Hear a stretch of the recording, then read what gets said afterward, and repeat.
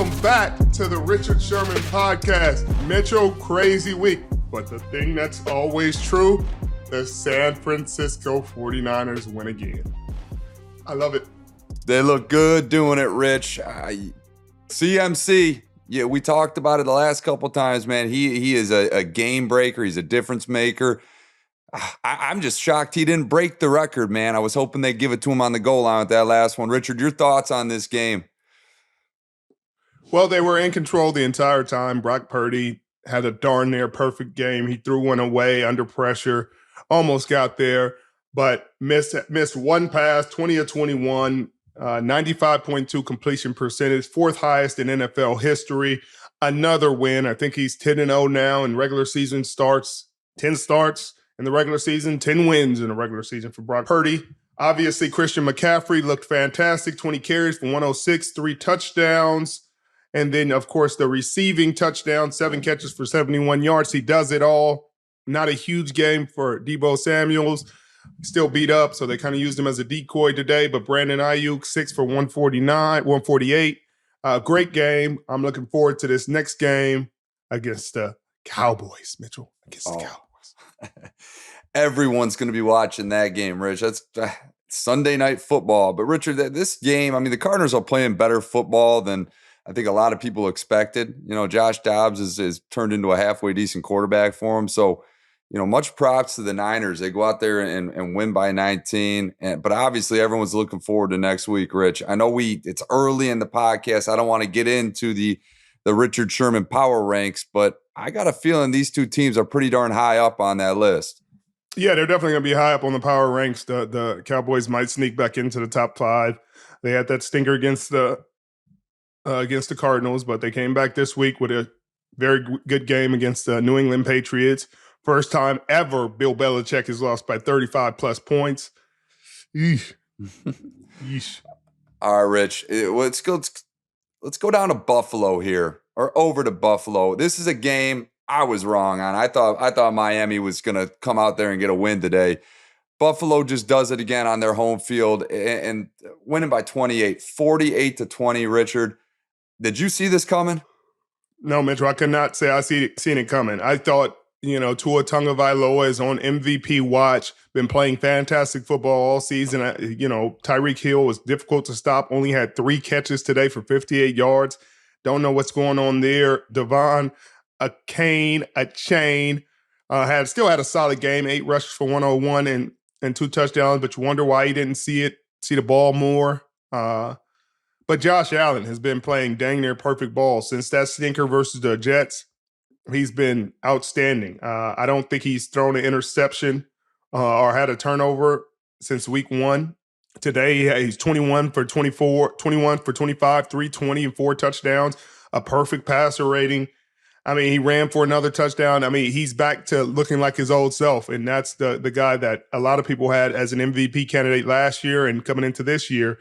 But they did lose Tre'Davious White. You'd hate to see it. He went down a couple seasons ago with a knee injury, and now he goes back with an Achilles injury, and you just feel for the guy because he's such a great human being, a great football player, and you just wish he could stay on the field. They're going to get Von Miller back soon, but you just hate to see that. Well, that is a brutal loss. Even with Von coming back, Tre'Davious White was an anchor in their defensive backfield, Rich. But this game, like we talked about, I thought it was going to be a lot closer. The AFC East, it's going to probably come down to these two teams. Does this make the Buffalo Bills your favorite in this division right now, Rich? Well, they have to be. I mean, you got the 2 best teams in the division. They went head to head. Buffalo beat them handily, 48-20, after Miami just, ran up 70 points against the Denver Broncos last week. Greg Rousseau, 2 sacks. Micah Hyde had an interception. Stefon Diggs, 6 for 120 and 3 touchdowns. Fantastic game for him. You got to feel like they're in control of the division. That's a statement game. They were at home, but still, Miami, it's not Buffalo when it's snow outside and it's cold and all that, so you don't really have that excuse. It was Buffalo in September. So, Miami had to find a way to get that win. They didn't. Jalen Waddle played. Not sure what the answers are for them. Yeah. Well, Richard, we've had our partner every week, Morgan & Morgan, and now it's Time for this week's segment, Making It Look Easy Player of the Week, brought to you by Morgan & Morgan, in America's largest injury law firm. Richard, this week, I think we got to give it to Stefon Diggs. He made it look really easy out there against the Dolphins. You already touched on it. 6 receptions, 120 yards, and 3 touchdowns. That's got to feel real good for Stefon. There was a lot of, rumblings during the offseason that he might want out of town.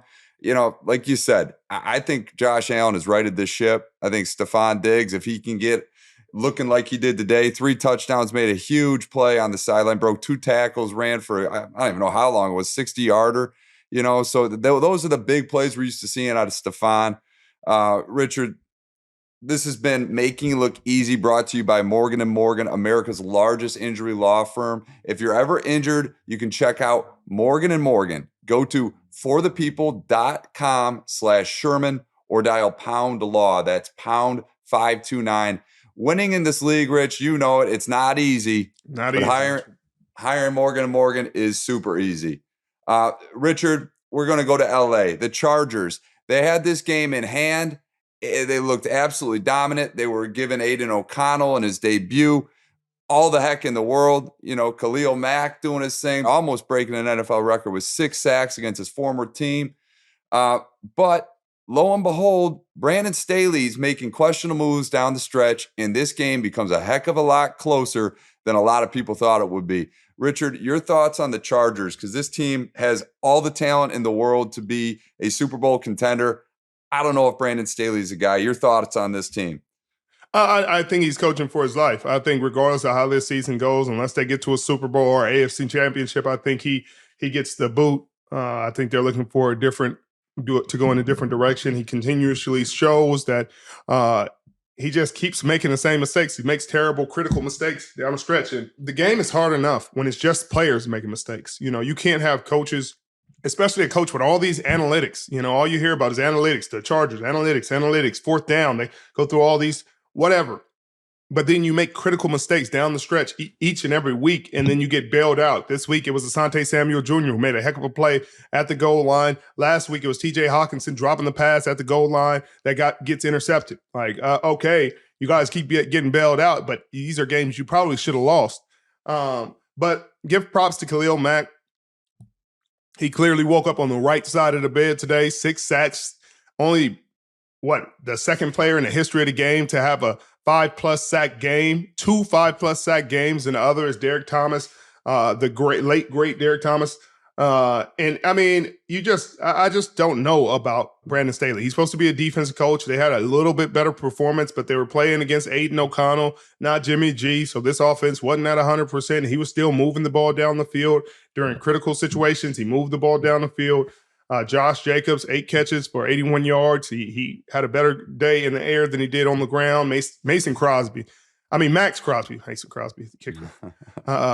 Max Crosby deserves a lot of credit. He deserves a lot more credit than he's getting, but he plays for the Raiders, and they always have something overshadow him, whether it's the terrible offensive play or the Chandler Jones situation. But Max Crosby has been an amazing player in the National Football League for a long time and is continuing to make an impact week in and week out. I just hope he gets to a team that could utilize him correctly.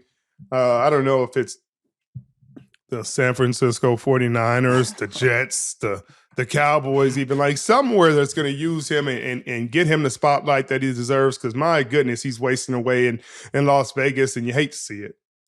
He's a grinder. Eastern Michigan product, by the way, Rich. Who would have thought? J.J. Watt, Central Michigan, Max Crosby, Eastern Michigan. They got something right going on over here in Michigan, Rich. Right. But Richard, before we leave this game, I mean, you're not one. You're one just like Khalil Mack that has played against a team you had a long tenure with. How much extra motivation does a guy like this have playing his old team? What was it like for you going back to Seattle for the first time? Well, I'm sure there's a ton of extra motivation. I mean, I don't think this is the first time he's played them. They're a division team for these guys, so he's played them a couple times a year for a long time. But, I mean, it's definitely woke up with something on his mind today. You don't just wake up and get 6 sacks, clearly, because nobody else in the history of the game has done it twice, other than he and Derek Thomas. But it's cool to see, man. It's always cool and it's fun. I'm sure he's feeling really good. Obviously, the head coach is different. Some people in the organization, but the owner's still there. And he made his point. They sure did. We're back with another week of football, and DraftKings Sportsbook is keeping us in on the NFL action with great offers every single game day. New customers can bet $5 and get $200 instantly in bonus bets. Throw down $5 on this week's epic matchups to walk away an instant winner. And DraftKings isn't stopping there. All customers can take advantage of 2 new offers every game day this September. Football's more fun when you're in on the action. So download the app now and sign up with code RICHARD. New customers can bet just $5 to get $200 instantly in bonus bets. Only on DraftKings Sportsbook, an official sports betting partner of the NFL, with code RICHARD. The crown is yours. For a limited time, you can save 40% on an NFL Plus premium annual subscription when you sign up through Plus Play from Verizon. Plus Play is a platform where you can shop, manage, and save on the subscriptions you already love, like NFL Plus. With NFL Plus Premium, you can get access to live games on mobile, NFL Red Zone, NFL Network, and much more. So you can watch multiple games all at once on any screen around you for updates. Never miss a touchdown. And for fantasy players, NFL Plus Premium makes all the difference. Access to programming like Fantasy Live through NFL Network, Red Zone for tracking player performance on Sundays, access to live, local, and primetime games, access to Fantasy Plus. Just go to verizon.com/NFL to get NFL Plus Premium today. It's 40% off for an annual subscription. That's just $59.99 for the full season. Get it before it's gone.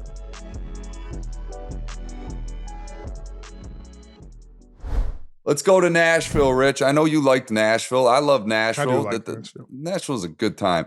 Tennessee Titans, shocker today. I did not see this coming. The Bengals, they need a win desperately, and they went into Tennessee and got embarrassed. And you can see the team is frustrated, Rich. Jamar Chase, some choice words after the game.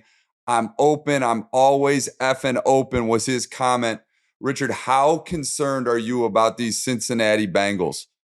I'm really concerned, Mitchell, because I thought this would happen if Joe Burrow didn't play. If he went out with the injury, missed a couple games, I thought they'd struggle in these couple games, but he decided to play, and he's not 100%. You can see that.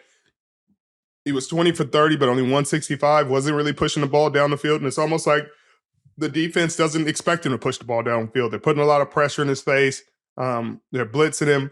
It's really weird, but, I mean, you got to give Derrick Henry a lot of credit. He looked like Derrick Henry, King Henry of old.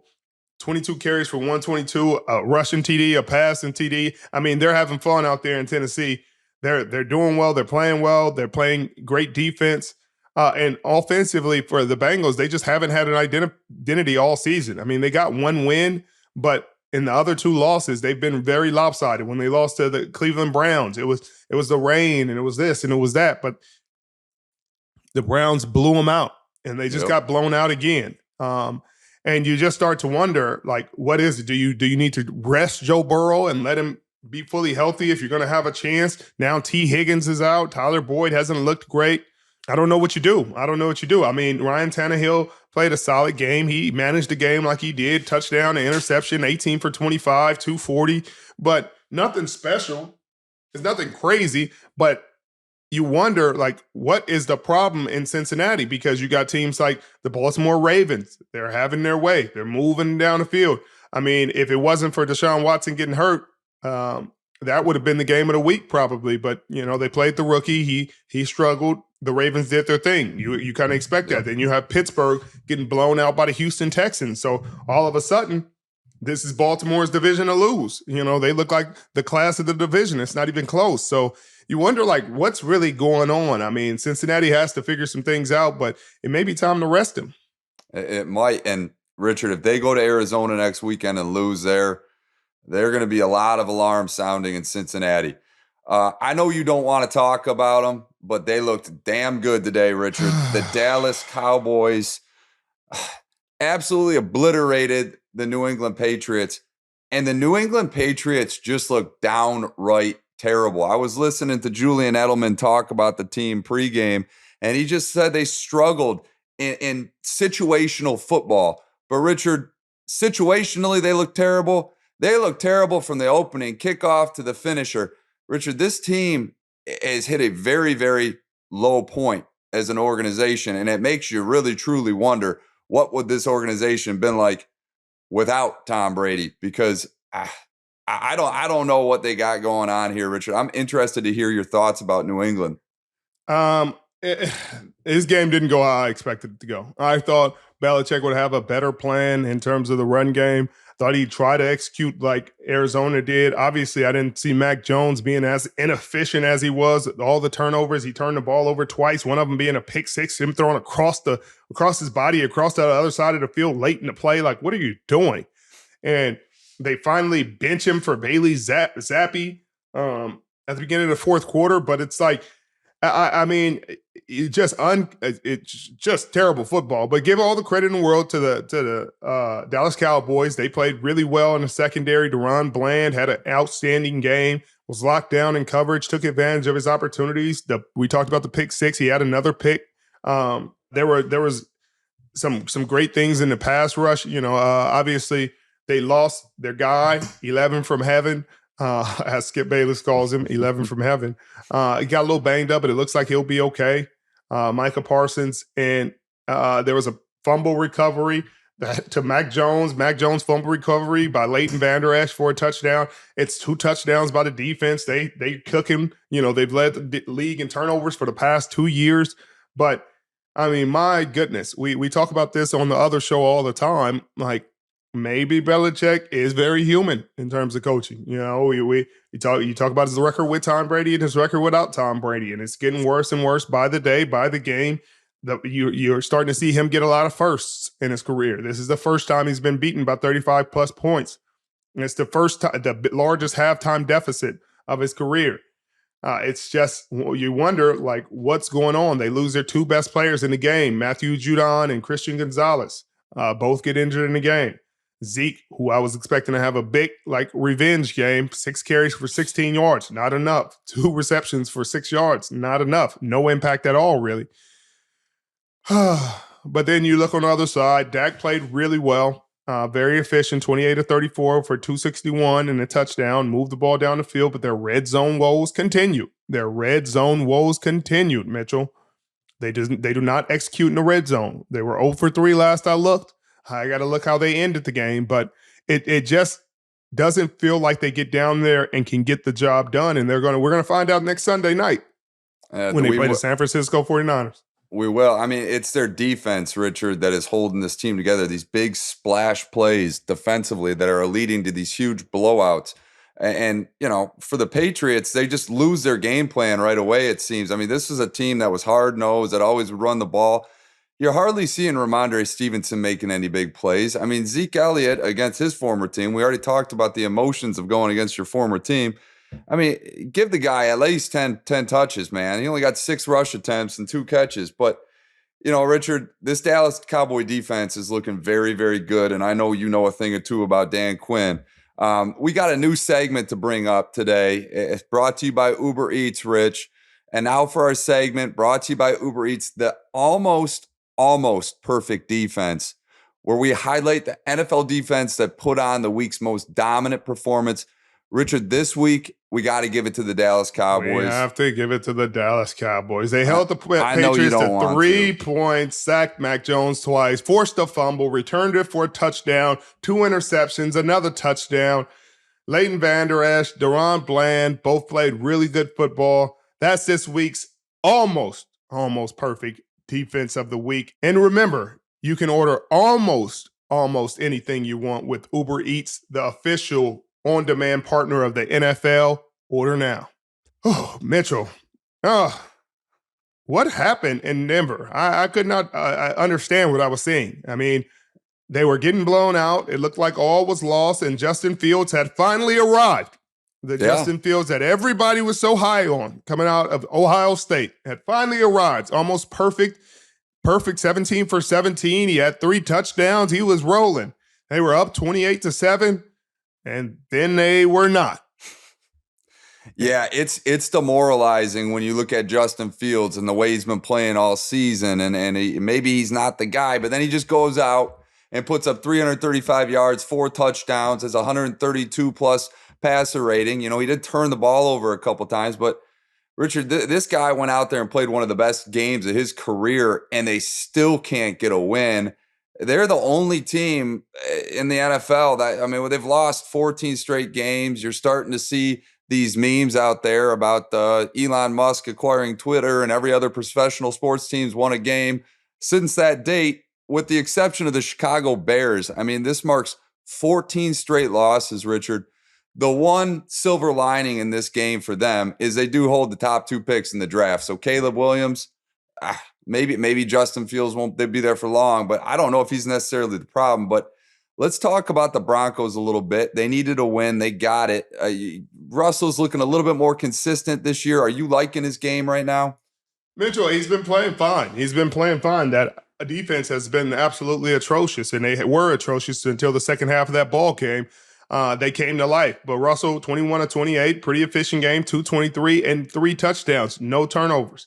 That's a big game for him. They lost Javonte Williams, and here comes Jaleel McLaughlin, 7 rushes for 72 yards, 3 receptions for 32 yards, and a touchdown. Kareem Jackson gets the game-sealing interception. They looked really good, but Justin Fields played the game of his life. 28 of 35, 335, 4 touchdowns, 1 interception.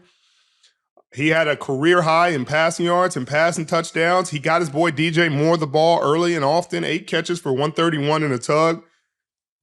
Khalil Herbert looked good. Everything looked good.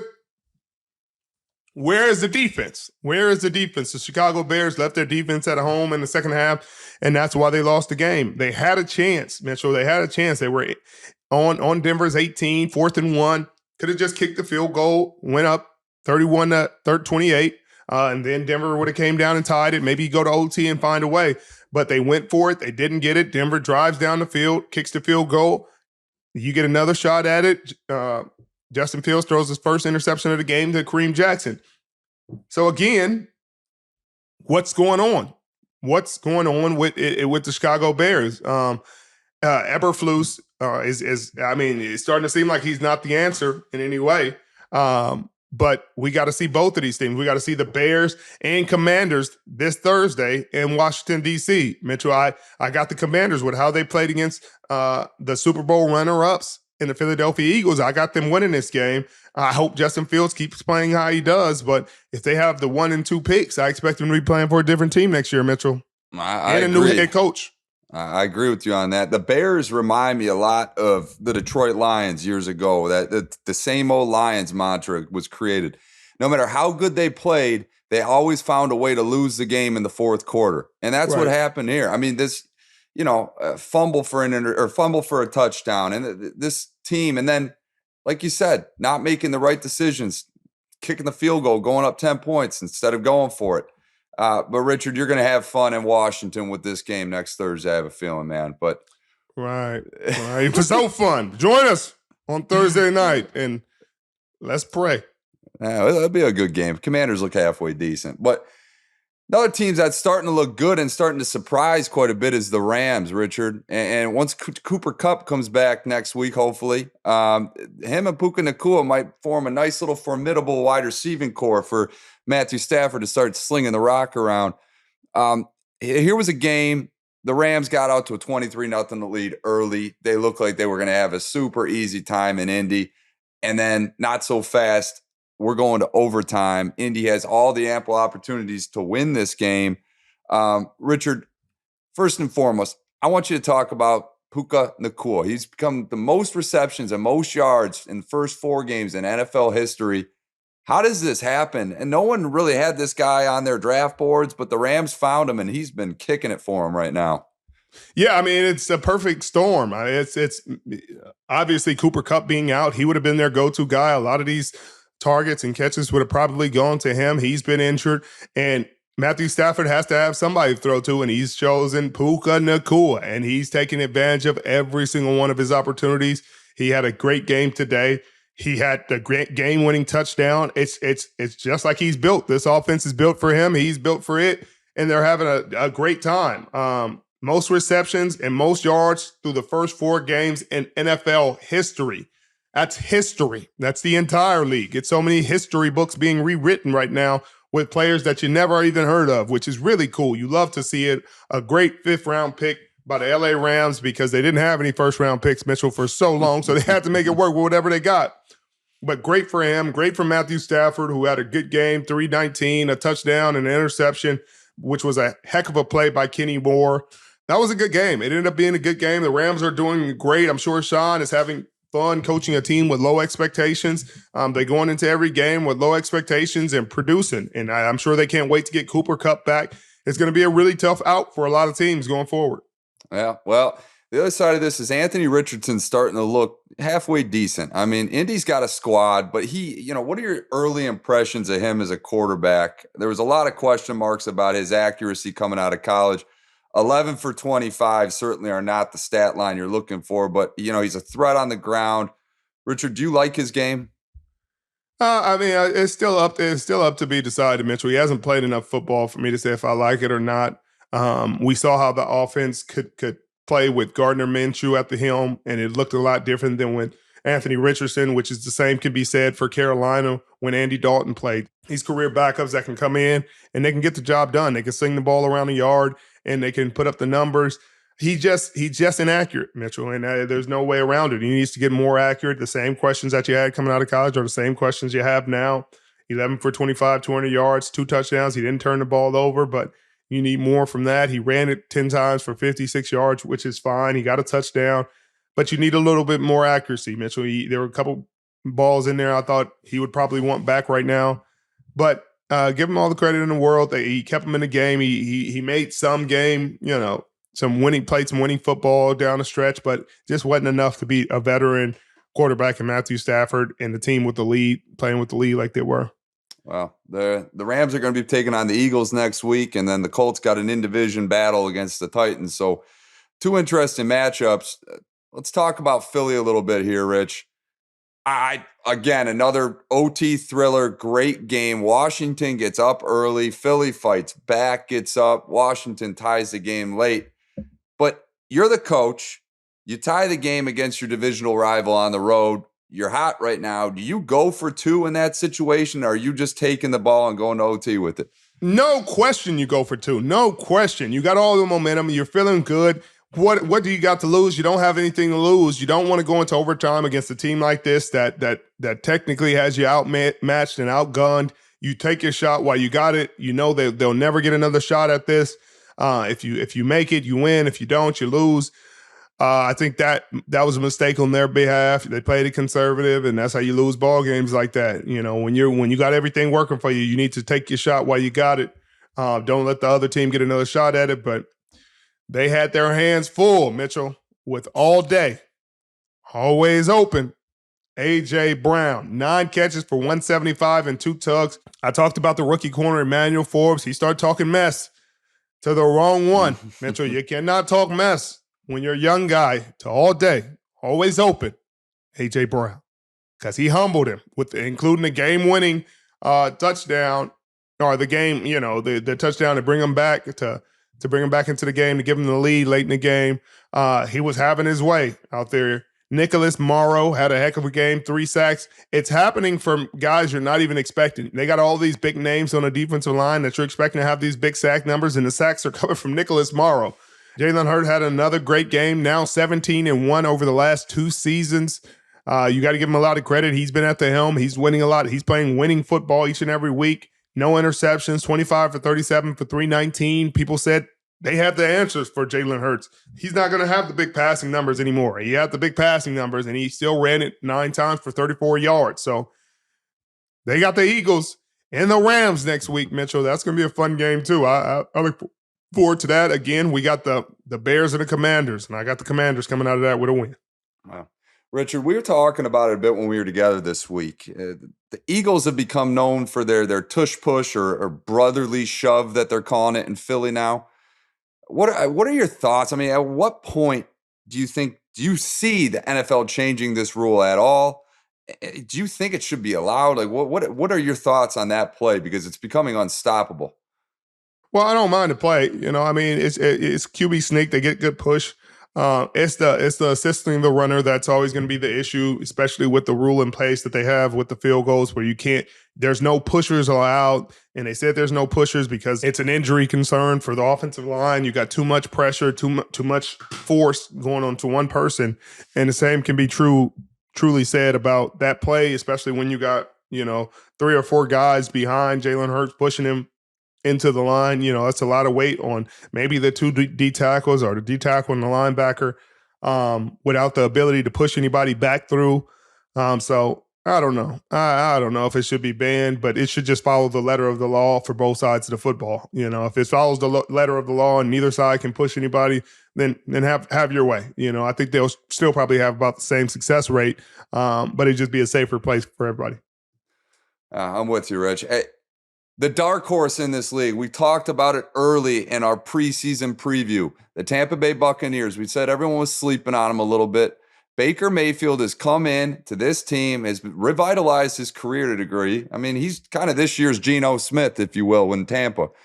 Richard, the Bucs have the lead in the NFC South right now, and they went on the road and won in commanding fashion, 26-9 against New Orleans. Your thoughts on Tampa Bay and their win today?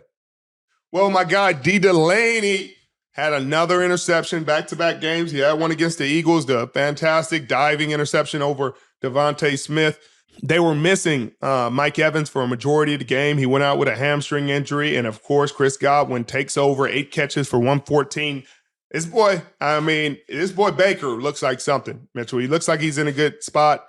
Dave Canales is spreading the ball around as he should. Vita Vea got him 2 sacks. I think they got a chance. Baker Mayfield, 25 of 32, 3 touchdowns. He had the interception. Yeah. Dark horse, but they're rolling, Mitchell. They're rolling, and the Saints are always their kryptonite. So for them to win 26-9 with the Saints playing Derek Carr, he didn't play very well. He was 23 for 37 for 127, all check downs. So the injury clearly is bothering him. Alvin Kamara comes back, but doesn't have much of an impact. Had 13 catches, but for only 33 yards. I don't even get that. But on the ground, 11 for 51, looks like himself. Michael Thomas, 4 for 53, but just doesn't look like they have enough with Derek Carr playing as conservative as he did. Well, Richard, the Bucs go on bye next week, and then they got a real test at home. Do you know who they're playing, Richard? They're playing my hometown Detroit Lions. That is going to be a showdown. 3-1 now, 1-loss team. The Lions go out to Carolina next week, or stay home and take care of business against Carolina and then go on the road. That might be the game of the week, my man. Who knows? I know you have some friends down south in Houston. D'Amico Ryans. You played under him, right, Rich? I did. Well, I'm not under him, but he was the linebackers coach when I played for the San Francisco 49ers, and a great coach, a great man. Are you surprised what you're seeing out there in Houston right now? Because he turned this around quick.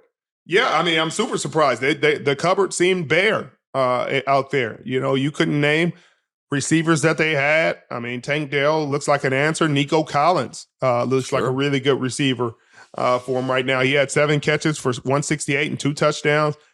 But overall, it's just C.J. Stroud is answering the bell. He's playing turnover-free. 3 consecutive games with 2 touchdowns and no interceptions. That's winning football. You got to give him a lot of credit. The first rookie with 250 yards passing, 2 touchdowns and no interceptions in 3 straight games. He played against Mike Tomlin, and Mike Tomlin was something like 23-4 versus rookie quarterbacks or something crazy like that. So now he's 23-5, which Mike Tomlin has been coaching a long time, and he got beat by a rookie quarterback. And Kenny Pickett, yes, he can. Can he pick it, Mitchell? Yes, he can. Can he get picked again? Yes, he can. He gets picked again by Steven Nelson, the former Pittsburgh Steeler. Kenny Pickett looked like the answer in the offseason and the preseason, but he does not look like it in the regular season.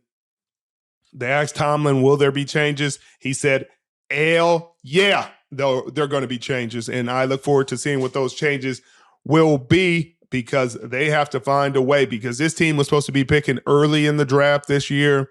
They weren't supposed to be beating you, especially by 24 points. So a lot of Yeah. A lot of guys looking in the mirror right now. Well, CJ Stroud looks like he might be the guy out of this draft class, Richard. I mean, he's got sneaky athleticism. He's got a great arm. I mean, obviously, there's a lot of, I guess, stereotypes from these quarterbacks coming out of Ohio State. We haven't seen one that's truly panned out. CJ Stroud might be the difference in that, Rich. I mean, he's got a legitimate arm. He's a pass-first quarterback with, sneaky athleticism back there, too. So who knows, man? Houston might be one of those surprise teams this year, especially in a softer division. And maybe we got to keep an eye out for them.